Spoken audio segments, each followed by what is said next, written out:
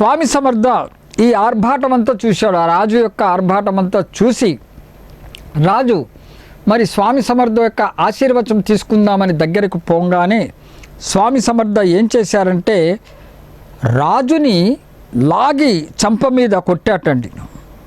ఒక చంప దెబ్బ గట్టిగా లాగి కొట్టాట స్వామి సమర్థ. చూడండి ఎంతటి స్వామివారి చర్యలు చూస్తుంటే మనకి తమాషా అనిపిస్తుంటుంది. మహారాజు వచ్చాడు అండి అంత వైభవంగా. వచ్చింది కూడా ఏంటి, ఆశీర్వచనం తీసుకుందామని ఒక మంచి ఉద్దేశంతోనే వచ్చాడు. ఆడంబరవులతో ఎంతో మరి రాజు వైభవంతో వచ్చాడు ఆయన. స్వామి చెంతకు పోగానే స్వామి ఏం చేశాడు, లాగి చెంప మీద కొట్టాడు. ఆ చెంప దెబ్బ ఎంత గట్టిగా తగిలిందంటే ఆ రాజుకి, ఆ రాజు ధరించినటువంటి ఆ రత్న కిరీటం ఎగిరి ఎక్కడో పడిందిటండి. అంత గట్టిగా స్వామి ఆ రాజు చెంప మీద కొట్టారనే విషయం మనము గ్రహించాలి. ఎక్కడో పోయి పడింది.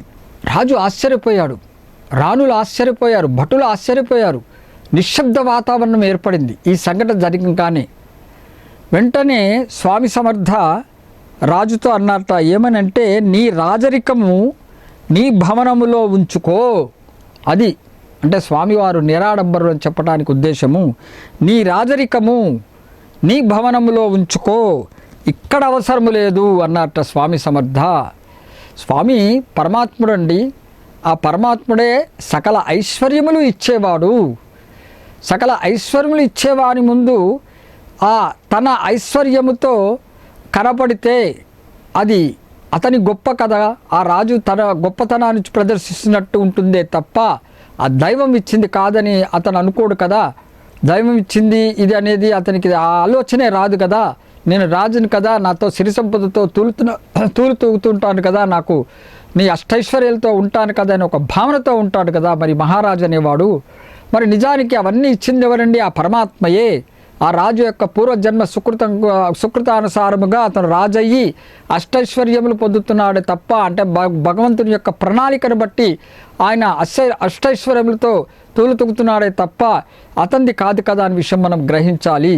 అందుకనే స్వామి సమర్థ దత్తాత్రేయుల స్వామి వారు రాజుని అంత గట్టిగా కొట్టి తాను ధరించినటువంటి ఆ రాజు ధరించినటువంటి రత్న కిరీటం ఎక్కడో ఎగిరి కింద పడేటట్లుగా చేసి ఏమన్నారంటే నీ రాజరికము నీ భవనములోనే ఉంచుకో, ఇక్కడ అవసరం లేదు అన్నట్ట స్వామి సమర్థ.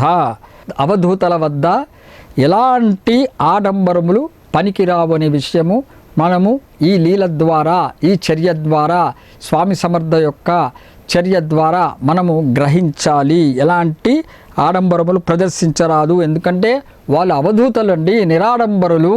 వాళ్ళు ఆది గురువు, జగద్గురువు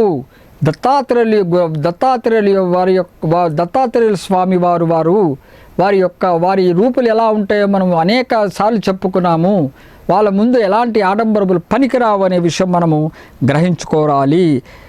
ఎటువంటి ఆడంబరములకు లొంగని వారు అవధూత, ఆడంబరములకు లొంగేవారు సామాన్య మానవులు అనే విషయం మనము గ్రహించాలి. కాబట్టి ధన కనక వస్తు వాహనాలకు లొంగేవారు కాదు శ్రీ స్వామి సమర్థ. అంటే అవధూత దత్తాత్రేయుల స్వామివారు మహాపురుషులు, సద్గురువు, ఆది గురువు, జగద్గురువు అయినటువంటి స్వామి సమర్థ ఎలాంటి ఆడంబరకులకు ధన కనక వస్తు వాహనాలకి లొంగేవారు కాదు అనే విషయం కూడా మనము ఈ లీల ద్వారా మనము గ్రహించాలి. అలాగే స్వామి సమర్థ వారి శిష్యులైనటువంటి చోళప్ప అలాగే జాదవ్తో కలిసి మరి అక్కల్కోటకి దగ్గరలో ఉన్నటువంటి ఇటగి అనే గ్రామానికి వెళ్ళారు స్వామి సమర్థ ఒకసారి శిష్యులతో. ఎవరితో అండి, చోళప్పతో అలాగే జాదవ్ అనే భక్తులతో సహా స్వామివారు అక్కల్కోట సమీపంలో ఉన్నటువంటి ఇటగి అనే గ్రామానికి వెళ్ళడం జరిగింది. ఆ ఇటగి అనే గ్రామంలో ఆంజనేయుని గుడిలో పడుకున్నారట స్వామి సమర్థ. ఆంజనేయ స్వామి వారి గుడిలో ఆయన పడుకున్నారు స్వామి సమర్థ. ఆ ప్రాంతంలో రామన్న అనే అతనికి పొలంలో పనిచేస్తూ ఉంటే ఒక పాము అతనికి కాటేసిందండి. ఆ రామన్న అతని పొలంలో పనిచేసేవాడు అతని పాపం. మరి అతని పనిలో అతని నిమగ్నుడై అతను ఆ పని చేసుకుంటుంటే అక్కడ ఉన్నటువంటి ఆ పొలంలో ఉన్నటువంటి పాము ఆ రామన్నని కరవటం చేత ఆ విషము ప్రభావం చేత రామన్న మరణించడం జరిగింది. అక్కడ ఆ పొలంలోనే మరణించడం జరిగింది. మరి అక్కడ ఉన్నటువంటి ప్రజలంతా కూడా మరి స్వామివారు ఇటగి గ్రామంలో ఆంజనేయ స్వామి గుడిలో ఉన్నారనే విషయం తెలుసుకొని పరిగెత్తుకు వచ్చి స్వామి సమర్థని శరణు వేడారు. ఏమని అంటే, స్వామి, రామనికి ఈ విధమైన ప్రమాదం కలిగింది, మరి విషసర్పం వచ్చి కరవడం చేత అతను మరణించాడు స్వామి, మన శరణు వేడట. స్వామి సమర్థ పాదాలను పట్టుకుని శరణు వేయటం జరిగింది. వారి యొక్క బాధను చెప్పుకున్నారు. స్వామివారు మరి ఆంజనేయ స్వామి గుళ్ళో పడుకుని ఉన్నారు కదా, వాళ్ళు పరిగెత్తుకొచ్చి ఈ విషయం చెప్దామని అనుకుని స్వామికి శరణు వేడాలనుకున్నప్పుడు జాదవ్కి ఫస్ట్ మొదలు ఈ విషయం జాదవ్కి తెలుస్తుంది. స్వామితో ఇద్దరు భక్తులు వచ్చారు కానీ చోళప్ప జాదవ్ అని. ఈ జాదవ్ విషయం తెలుసుకుంటాడు, స్వామి లోపల పడుకున్నారు కదా అని, ఇలా జరిగిందని. అయితే జాదవ్ ఏం చేస్తాడంటే, స్వామి సమర్థని నిద్ర లేపకుండా ఏం చేస్తాడంటే, ఆయన అక్కడ స్వామివారి యొక్క చెప్పులను ఇస్తాడట. ఈ జాదవ్ ఇచ్చి స్వామివారి యొక్క పాదరక్షాలు ఇచ్చి ఆ స్వామికి తెలియకుండా ఇచ్చి ఏం చెప్తాడంటే, ఆ చనిపోయిన ఆ రామన్న పైన పెట్టండి, మంచి జరుగుతుందని ఒక మాట చెప్తాడు ఆ జాదవ్ అనే అతను, ఆ భక్తుడు. మరి ఈ విధంగా చెప్పినప్పుడు స్వామి ఒక్కసారిగా లేచారట. ఇప్పుడు వీళ్ళు ఒక మొర చెప్పుకుంటున్నారు, ఒక పక్క స్వామి పడుకున్నారు, ఇక్కడ భక్తులు ఉన్నారు. స్వామి నిద్రపోతున్నాడు అనుకుని జాదవ్ ఈ విధంగా చెప్పాడు. కానీ ఎప్పుడైతే పాదరక్షలు ఇచ్చాడో జాదవ్ అనే అతను, చనిపోయినటువంటి ఆ రామన్న శరీరంపై పెట్టమని చెప్పారో, రక్ష కలుగుతుందని చెప్పారో, వెంటనే స్వామి సమర్థ లేచారట నిద్ర నుంచి. లేచి ఏమన్నారంటే, ఫస్ట్ జాదవ్ చేసిన పనికి కోప్పడ్డారట. ఎందుకంటే తెలియకుండా పాదరక్షలు తీసుకొని ఇచ్చి నువ్వు అక్కడ పెట్టమని చెప్పారు కదా, మరి ఆ భక్తుడిని కోపగించారు స్వామి సమర్థ. మరి తర్వాత ఏం చేశారంటే, అక్కడ వచ్చినటువంటి జనాలతో అన్నట్ట, ఎంతసేపు వాడు నిద్రపోతాడు అంటే, ఎవరిని ఉద్దేశించన్నాడు?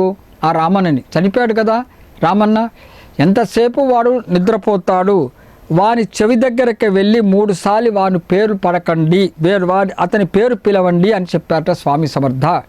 ఇప్పుడు మనము చూస్తూ ఉంటామండి, ఎవరైనా మనము మరణించిన తర్వాత మన శ్మశానం తీసుకెళ్ళినప్పుడు కూడా ఆ మరణించిన వాడి చెవిలో 3 సార్లు పేరు పెట్టి పిలుస్తాం, వాళ్ళ బంధుమిత్రులు అందరూ కూడా.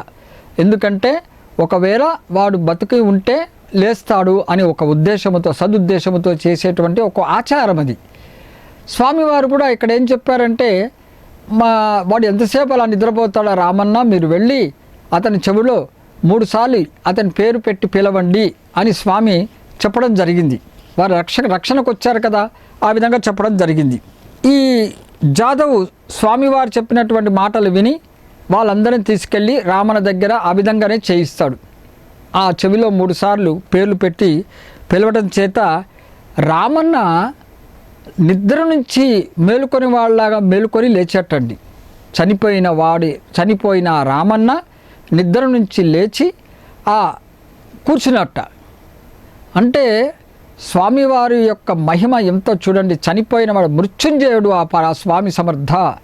ఇందాకేమో ఆడంబరము లేనివాడు, నిరాడంబరు అని చెప్పుకున్నాము రాజుగారి విషయంలో.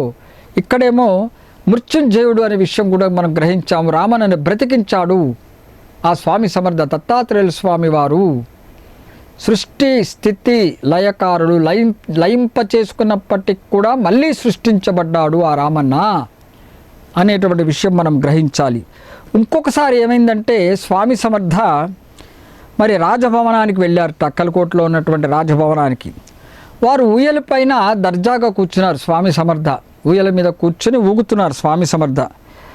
అక్కడ ఆ సమయంలో ఏం జరిగిందంటే, అక్కడ ఒక ఎలుక ఏం చేసిందంటే, దేవుడికి పెట్టినటువంటి దీపంలో ఉన్న నేతిని ఎంగిలి చేసింది ఆ ఎలుక. దానికేం తెలుసండి, ఆ నెయ్యి ఉంటే ఆ దీపం, దేవుడికి పెట్టినటువంటి దీపంలో ఆ నెయ్యిని కొద్దిగా ఎంగిలి చేసింది. అక్కడ పూజారి చూశాడు ఈ సంఘటన. ఎలుక ఎలుక ఆ విధంగా ఆ దీపంలో నేతిలో మూతి పెట్టి ఎంగిలి చేసిందనే విషయం ఆ పూజారి చూసి దాన్ని చాలా కోపం తెచ్చుకుని దాన్ని చంపేశాడు ఆ ఎలకని ఆ పూజారి. ఎందుకంటే అపవిత్రమైపోయింది అది మరి అని దాన్ని చంపడం జరిగింది. మరి ఆ ఎలుక అక్కడ చచ్చిపడింది. స్వామి సమర్థ ఇదంతా చూసి ఏం చేశారంటే, సద్గురువు కదండి, ఆ ఎలుకని వారి చేతిలో తీసుకున్నారు. గురుస్పర్శ, ఆ 2 చేతుల మధ్యలో ఎలుకను పెట్టుకుని ఈ విధంగా రాశారు ఆయన 3 సార్లు. చక్కగా చనిపోయినటువంటి ఎలుకని స్వామివారు రాశారు. రాసి ఆ దివ్యహస్తంతో రాసి ఆ ఊయలకి కట్టి ఉన్నటువంటి గొలుసులో, ఆ గొలుసులకు రంధ్రం ఉంటుంది కదండి, ఇలా ఉంటుంది ఊయల, ఒక్కొక్క రంధ్రం ఉంటుంది ఆ గొలుసుకి. ఆ ఒక రంధ్రం నుంచి చనిపోయిన ఎలుకని అటు పంపించి మళ్ళీ ఇటు తెచ్చి అటు పంపించి ఇటు ఒక ఆటలాగా ఆడారు. స్వామివారి యొక్క లీలలు చమత్కారంగా ఉంటాయి, మనం అనేకసార్లు చెప్పుకున్నాం, చిత్రంగా ఉంటుందని. ఆ ఎలుకను ఆ విధంగా అటు ఇటు తీసుకుని వచ్చిన తర్వాత 3వసారి ఎప్పుడో చనిపోయినటువంటి ఎలుక బ్రతికింది. ఆ పూజారి అపవిత్రం చేసింది ఎలుకని చంపారు కదా, ఆ చచ్చిన ఎలుక తిరిగి బతికిందిట. ఎలా అంటే స్వామివారు అట్లా 3 సార్లు తిప్పిన తర్వాత ఏమన్నట్ట, ఇకలే అన్నట్ట. ఎలుకను చూసి మాట్లాడారట. పాముతో మాట్లాడారు, పెద్ద పులులతో మాట్లాడారు, మరి ఎలుకతో మాట్లాడారు. ఇక్కడ స్వామి సమర్థ పరమాత్ముడు ఆ ఎలుక ఇకలే అనేటప్పటికి చచ్చిపోయినటువంటి ఎలుక తిరిగి లేచింది, ప్రాణం వచ్చింది అనే విషయం గ్రహించాలి. అవధూతలు తలుచుకుంటే మృత్యుని ఆపుతారు, చనిపోయిన వారిని లేపుతారు, వారు నిజంగా మృత్యుంజయులు. అటువంటి విషయం మనము గ్రహించుకోవాలి. మరొక విషయం ఏమిటంటే, శ్రీ స్వామి సమర్థ ఒకసారి గాఢ నిద్రలో ఉండి గురక పెడుతున్నారటండి. గురక పెడుతూ నిద్రపోతున్నారు స్వామి సమర్థ, అక్కలకోట మహారాజు గారు. మరి అలాంటి సమయంలో ఒక భక్తుడు స్వామిని దర్శించుకునేందుకు వచ్చారు. వచ్చి స్వామి సమర్థను చూస్తే స్వామి సమర్థ హాయిగా పడుకొని ఉన్నారు, గురక పెడుతున్నారు పైగా. మరి స్వామి సమర్థని చూసినటువంటి ఆ భక్తుడు, యోగి నిద్రపోడు కదా, మరి గురక పెట్టే స్వామి యోగి ఎలా అవుతాడు అని అనుకున్నట్ట. చూడండి చిత్రం. ఆ భక్తుడు వచ్చి నిద్రపోతున్నాడు, గురక పెడుతున్నాడు. మరి చూసి యోగి అనేవాడు నిద్రపోడు కదా, గురక పెట్టే స్వామి మరి యోగి ఎలా అవుతాడు అని అనుకున్నట్ట. వెంటనే స్వామి సమర్థ కళ్ళు తెరిచారు. సమర్థుడు అంటే మనసులో ఉన్నది ఏదైనా సరే తెలుసుకుని వెంటనే ప్రవర్తించేవారే కదా, సద్గురువులే కదా. మరి అలాంటి సద్గురువు అయినటువంటి శ్రీ స్వామి సమర్థ అక్కలకోట మహారాజు గారు వెంటనే లేచారు. ఎప్పుడైతే ఆ భక్తుడు తన మనస్సులో అనుకున్నాడో, బయట కనకపోయినప్పటికీ మనస్సులో అనుకున్నటువంటి మాట ప్రకారము ఆయన వెంటనే లేచి ఏమన్నట్టంటే, ఒరేయ్ కంసాలి, అటువంటిది ఏమీ లేదురా అని అన్నారట స్వామి సమర్థ. ఒరే కంసాలి, అటువంటిది ఏమీ లేదురా అని స్వామి పలికారు స్వామి సమర్థ. తర్వాత స్వామి సమర్థ గోనెపట్ట మీద ఆయన గోనెపట్ట వేసుకుని ఆయన పడుకునేవారు.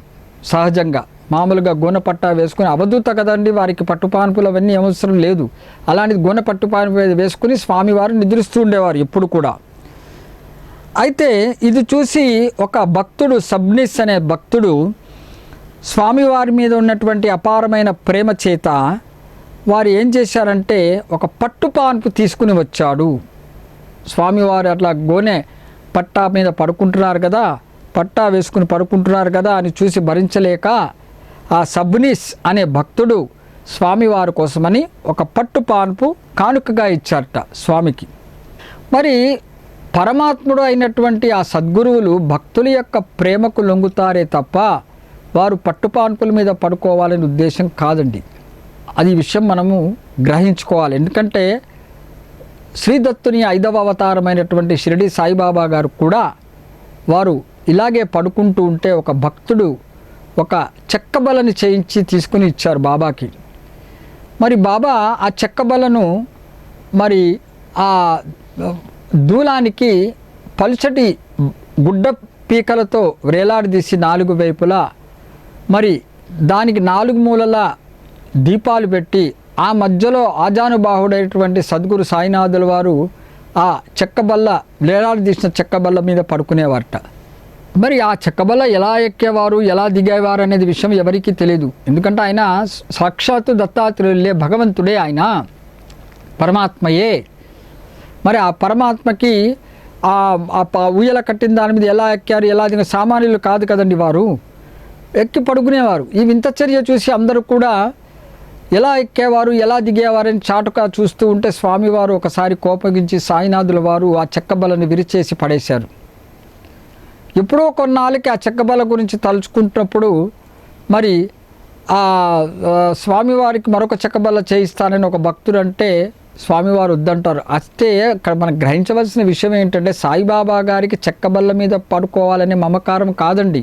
ఒక భక్తుడు ప్రేమగా ఒక చెక్కబల్లని కానుకగా ఇవ్వట ద్వారా బాబా ఆ భక్తుడికి లొంగాడు, ఆ ప్రేమకి లొంగి ఆయన ఇచ్చినటువంటి ఆ చెక్కబల్ల మీద పడుకున్నారే తప్ప ఆయనకి సుఖం కోసమనో లేకపోతే కింద పడుకోకూడదనే కాదు, ఏమో చర్యలు చూపించాలని, వింతలు చూపాలని కాదు. ఆయన భక్తుని ప్రేమకి బానిసలు అవుతారు వాళ్ళు. ఇక్కడ కూడా స్వామి సమర్థ ఆ విధంగా గోనెపట్ట మీద పడుకున్నప్పుడు మరి ఆ స్వామి సమర్థకి ఒక భక్తుడు తెచ్చి మన సబ్నీస్ అనే భక్తుడు పట్టుపాన్పు కానుకగా ఇచ్చాట స్వామి సమర్థకి. మరి ఆ భక్తుని యొక్క ప్రేమకు ఈ స్వామి సమర్థ కూడా లొంగిపోయారు. సాయిబాబా గారు ఎలాగైతే లొంగిపోయారో ఇక్కడ ఈయన కూడా అలాగే లొంగిపోయారు. పానుపు మీద పడుకోవడం మొదలుపెట్టారు, ఆ సబ్నీస్ ఇచ్చినటువంటి పట్టుపానుపు మీద. మరి ఇది జరిగిన తర్వాత ఈ విధంగా పడుకుంటుంటే మరి ఒకసారి ఏమైందంటే పట్టుపానుపు మీద పడుకునేటువంటి వారు సాధువులా అనే ఒక ప్రశ్న కూడా వేశారు. ఒక అతను వచ్చి చూసి, ఇదేమిటి స్వామి, మరి స్వామి కదా, సమర్థులు కదా, ఈయన పట్టుపానుపు మీద పడుకునేటువంటి అటువంటి వాళ్ళు కూడా మరి స్వాములేనా, సమర్థులేనా అనేటువంటి ఒక మాట అనుకున్నట్ట. పట్టుపాను మీద పడుకున్నాడు కదండి. వెంటనే స్వామి సమర్థ లేచారు. వెంటనే పట్టుపానుపు మీద పడుకున్నటువంటి స్వామి సమర్థ వెంటనే లేచారు. ఇందాక మనం చెప్పుకున్నట్టు విధంగా లేచి అతన్ని పట్టుకొని ఒక కొండ పైకి తీసుకెళ్లారు స్వామి సమర్థ. చాలా ఎత్తు ప్రదేశంలో అతన్ని పట్టుకుని తీసుకెళ్లారు. తీసుకెళ్ళి అక్కడ ఒక బండరాయి దగ్గర ఆగారట స్వామి సమర్థ. అతన్ని కూడా ఎవరైతే అన్నారో, ఆ విధంగా నిందించారో స్వామిని, అతన్ని కూడా అక్కడ ఆపారు. ఆపి స్వామి సమర్థ వెంటనే ఏం చేశారంటే ఆ బండరాయి పైన హాయిగా నిద్రపోయేటండి. ఆయన అక్కడనే ఉంచి, ఎవరైతే అలాంటి నింద వేశారో అతను అలాగే నిలబడి ఉన్నాడు. స్వామి సమర్థ మటుకు ఆ బండరాయి, ఎక్కడైతే బండరాయి కనబడిందో ఆ కొండ పైన ఆ బండరాయి మీద హాయిగా పడుకున్నట్ట స్వామి సమర్థ. మరి ఆ అన్నవారు ఎవరో కాదండి, ఆ సబ్నీస్ ఇందాక పట్టుపాన్పు ఇచ్చాడు కదా, స్వామికి కానుకగా ఇచ్చాడు కదా, అతని బావమరిదే అన్నాడు ఆ విషయం. మరి ఆయన ఈ సబ్నీస్ ఏంటి ఇలా ఇచ్చాడు, పట్టుపాన్పు మీద ఎవరైనా పడుకుంటారా అని అన్నది ఎవరు? ఆ సబ్నీస్, పట్టుపాన్పులు ఇచ్చినటువంటి ఆ సబ్నీస్ యొక్క బావమరిదే అన్నాడు. మరి ఆ బావమరిది ఇట్లా అన్నందుకే స్వామివారు కొండ మీద తీసుకెళ్ళి ఒక పెద్ద రాయి పైకి ఎక్కిన తర్వాత ఒక పెద్ద రాయి దగ్గర ఆపిచ్చి ఆయన అక్కడే నిలబెట్టి ఈయన హాయిగా నిద్రపోయాడు స్వామి సమర్థ. మరి ఆయనకి ఏం చేయాలో తెలియలేదు, తోచలేదు దానికి. ఎందుకంటే కొండపైన ఎత్తు ప్రదేశం, చల్లటి గాలి, తట్టుకోలేని చలికాలం. మరి అది అసలే చలికాలం, చలి బాగా అవుతున్నది అక్కడ. చలి దానివల్ల అతని శరీరం అంతా వణకటం ప్రారంభించింది. ఆ సబ్నీస్ యొక్క బావమర్దికి శరీరం అంతా కూడా వణికిపోతున్నాడు చలికి తట్టుకొనలేక, ఆ వాతావరణం సహకరించకపోవటం చేత. మరి ఈయనేమో హాయిగా పడుకున్నాడు స్వామి సమర్థ. ఈయనకు తెలుసు కదండి, ఆయన ఎటువంటి చొక్కా అలాంటిది ఏమి ధరించడు, శరీరంతోనే ఆయన ఉంటాడు. ఒక చొక్కా కౌపీన్యం ఒక్కటే కట్టుకొని స్వామి సమర్థ అంత చలికాలంలో అంత ఎత్తైన ప్రదేశంలో ఆ కొండపైన. మరి స్థితప్రజ్ఞుల యొక్క లక్షణము ఇందాక చెప్పుకున్నాం కదా, స్వామి నిరాడంబరులు, మృత్యుంజయుడు. నిరాడంబరుల గురించి రాజుది విషయం చెప్పాం, మృత్యుంజయ గురించి 2 విషయాలు చెప్పుకున్నాం. రామన్నాని చనిపోయేవాడిని బ్రతికించాడు, ఎలుకని మళ్ళీ బ్రతికించారని. అలాగే చచ్చిపోయిన ఎలుకను కూడా బ్రతికించారు స్వామిని చెప్పాము. ఇప్పుడు స్థితప్రజ్ఞుల యొక్క లక్షణము చలికాలము, అసలే చలికాలము, ఎత్తైన కొండ ప్రదేశము, ఒంటి మీద ఏ వస్త్రము లేదు, ఒక కౌపీనం ధరించున్నారు స్వామివారు, స్వామి సమర్థ. మరి ఆ రాయి మీద పట్టుపానుపు మీద పడుకున్నాడని నింద వేసినటువంటి ఆ సబ్నీస్ బావమర్దికి తీసుకువెళ్ళి ఆ రాయి మీద, పెద్ద రాయి దగ్గర ఆ స్వామివారు ఆ శరీరంతో పడుకున్నారు. ఎటువంటి చలి కానీ ఏమీ కప్పుకోకుండా హాయిగా నిద్రపోయారట చలికాలంలో. స్థితప్రజ్ఞుల యొక్క లక్షణము అతని యొక్క కళ్ళు తెరిపించేందుకు అతని నింద వేశాడు కదండి. స్వామిలు ఏంటి పట్టుపాన్ మీద పడుకోవడం ఏమిటి అని అన్నాడు కదా. మరి స్వామి సమర్థ అలా పడుకుని చూపించారు బండరాయి పైన. వెంటనే అతను భయపడిపోయాడు. ఏం చేయాలి, నేను ఒక్కడనే ఉన్నాను, ఈయనేమో నిద్రపోతున్నాడు అనేటువంటి ఆ బావమరిది మరి ఆ విధంగా అనుకున్న సమయానికి అప్పుడు స్వామి సమర్థ కళ్ళు తెరిచి ఏమన్నారో తెలుసా అండి? చూశావా మా పట్టుపాన్పు అని అన్నారట. చూశావా మా పాన్పులు అని చెప్పారట స్వామి సమర్థ. వెంటనే దీన్ని బట్టి అవధూతలు ఎలాంటి వారు అనే విషయం మనం గ్రహించాలి. వారు పట్టుపరుపుల పైన కానీ రాయి పైన కానీ బండరాయి పైన కానీ నేల మీద కానీ వారికి ఎక్కడ ఉన్నా పడుకున్నా వారికి ఒక్కటే, తేడా ఏమీ లేదు. మనలాగా మా పట్టుపాన్ మీద ఉంటే హాయిగా మెత్తగా ఉంటుంది, నిద్రపోతాము, కింద పడుకోలేము అని ఇలాంటివి ఏమీ లేదు. మరి సాయిబాబా గారు అంతే కదండి, చెక్కబల్ల మీద నిద్రపోయారు. చెక్కబల్ల మీద, అందులో చుట్టుపక్కల గుడ్డ పీలకలతో వేలాడదీసినటువంటి చెక్కబల్ల మీద అతనే ఉన్నదే ఆ కాస్త జాగాలో 4 వైపులా దీపాలు పెట్టుకుని, సాయిబాబా గారికి దీపాలంటే ఇష్టం కదా, ఆయన ద్వారకామాయిలో కూడా వెలిగిస్తారని చెప్పే విషయం చెప్పుకున్నాం మనం. మరి అలాంటి దీపాలను పెట్టుకొని స్వామివారు మధ్య పడుకున్నారు సాయిబాబా గారు. అంటే వారు స్థితప్రజ్ఞులు. చెక్కబల్ల మీద ఎలా పడుకుంటామండి, మీరే ఆలోచించండి. అలాగే బండరాయి మీద ఎలా పడుకున్నారు స్వామి సమర్థ. భక్తుడిచ్చినటువంటి పట్టు పరుపు పైన వారి ఆ ప్రేమకు లొంగి పట్టు పరుపు పైన పడుకున్నారే తప్ప అలాంటి అవధూతలకు ఇది ఇష్టము ఇది అయిష్టము అనేది ఉండదు. వారికి అన్నీ కూడా సమానత్వ భావంతో ఉంటారు. అందుకే వాళ్ళు అవధూతలు. దత్తాత్రేయ స్వామి వారు స్వామి సమర్థ ఇతని యొక్క కళ్ళు తెరిపించేందుకు ఈ విధంగా చేశారు స్వామి అనే విషయము గ్రహించాలి.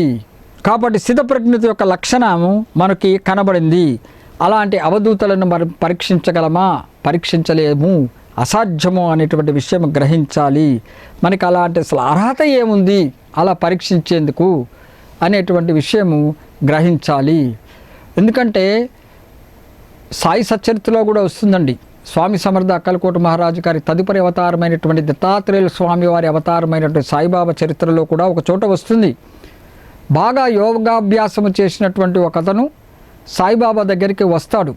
సాయిని దర్శించుకుని వారి యొక్క సందేశాన్ని పొందుదామని వారికి ఉన్నటువంటి అంటే ఆయన ధ్యానంలో ఆయన ఎంతోసేపు నిలకడగా ఉండలేకపోవడం చేత ఆ సమర్థ సద్గురు శ్రీ సాయినాథుల వారి యొక్క ఆశీర్వచనం తీసుకుని వారి యొక్క బోధన ద్వారా వారు నేర్చుకుందామను ఏమి చెప్తారు అని సందేశం తీసుకుందామని వచ్చినప్పుడు బాబా గారు ఎలా కనబడ్డారట? పచ్చి ఉల్లిపాయని రొట్టె ముక్కతో నంచుకొని తింటున్నారట సాయిబాబా గారు. మరి అంతటి యోగాభ్యాసం చేసినటువంటి ఆ వ్యక్తి ఆ యొక్క సన్నివేశాన్ని చూసి పచ్చి ఉల్లిపాయని రొట్టెతో తినేవాడు నా సమస్యని అలా తీరుస్తాడని అనుకున్నట్ట. మరి సాయిబాబా ఇతడు మనసులో అనుకున్నటువంటి విషయము ఎలాగైతే స్వామి సమర్థ మనసులో ఉన్నది బయటకు చెప్పబోయినప్పటికీ కూడా వెంటనే గ్రహించి ఎలా వారు చర్య చూపేవారో బాబా కూడా ఇక్కడ అలాగే చూపించారంటే దత్తాత్రేయులు ఒకరే, రూపాలు ఒకటే అని రుజువు చేయడానికి చెప్తున్నానండి విషయం. బాబా అన్నారంట, ఎవరైతే ఉల్లిని జీర్ణించుకోగల శక్తి ఉన్నదో వాళ్ళే దాన్ని తినవలెను అని అన్నట్ల సాయిబాబా గారు. చూసారు ఎంత అద్భుతమో. స్థితప్రజ్ఞుల యొక్క లక్షణాలు అలాగే ఉంటాయి. వాళ్ళు సామాన్య మనము మన యొక్క స్థితిగతులను చూసి వారిని మనతో పోల్చుకొని చూడకూడదు. వారు అవధూతలు. వారి చర్యలకు ఆ అవధులే ఉండవు, ఊహించని రానిగా ఉంటాయి. వాళ్ళు దత్తాత్రేయుల యొక్క స్వరూపులు. దత్తాత్రేయుల యొక్క నిన్న గురుచరిత్రలో దత్తాత్రేయులు ఎలా కనబడ్డారో అనే విషయం కూడా చెప్పుకున్నాము మనం. ఆ రాక్షసుడు విష్ణుదత్తుడి విషయం కూడా మనం చెప్పుకున్నాము. కాబట్టి దత్తాత్రేయుల యొక్క అవతారం అంతా కూడా ఇలాగే ఉంటుంది. అవధూతలను పరీక్షించగలమా? పరీక్షించలేము అనేటువంటి సత్యాన్ని మనం గ్రహించాలి. మనకు అలాంటి అర్హత అసలు ఏమున్నది అలాంటి అవధూతలు పరీక్షించడానికి? ఎంతోమంది మహానుభావులు మరి గురువులు ఉన్న సమయంలో కొంతమంది పరీక్షించుటకు వెళ్ళారు. పరీక్షించుటకు వెళ్ళి నేను వారిని మొక్కను అనుకున్న వాళ్ళే వారి ఈ దత్తాత్రేయుల స్వరూపులైనటువంటి గురు పాదముల మీద పడి శరణు వేడి వాళ్ళు భక్తులైపోయారు అనే విషయం మనం గ్రహించాలి.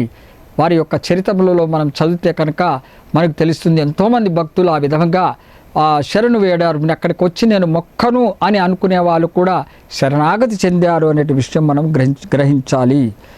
కాబట్టి మనము ఆ దత్తాత్రేయుని అవతారమైనటువంటి శ్రీ స్వామి సమర్థ ఎంతటి మహనీయులో, ఆది గురువో, జగద్గురువో, పరమాత్మయో అనే విషయము వారి చూపించినటువంటి లీల ద్వారా మనకి తెలుస్తున్నది. అంతటి పరమాత్మని గురించి మనం తెలుసుకుంటున్నామంటే నిజంగా ఆ దత్తాత్రేయుని యొక్క అనుగ్రహము అని మనము అందరం కూడా ఆ స్వామివారికి మనస్ఫూర్తిగా నమస్కరించుకోవాలి, కృతజ్ఞత చెప్పుకోవాలి. అలాంటి మహాపురుషుల యొక్క, సత్పురుషుల యొక్క, ఆది గురువుల యొక్క, జగద్గురు యొక్క పరమాత్మ అయినటువంటి దత్తాత్రేయ స్వామిని తెలుసుకుంటున్నాము. కాబట్టి మనమందరం కూడా స్వామివారికి కృతజ్ఞత చెప్పుకుంటూ ఇంకా ఇంకా మనము ఆ మననం చేసుకుంటూ వారిని, ఆ స్వామివారిని చెప్పినది మనకి అర్థం కావాలనేటువంటిది మనం స్వామివారిని వేడుకోవాలి. మరెన్నో అవతారాల గురించి కూడా మనం తెలుసుకోవాలని ఆ దత్తాత్రేయ స్వామి వారిని మనం కోరుకోవాలి అనే విషయం మనమందరం కూడా గ్రహించాలి.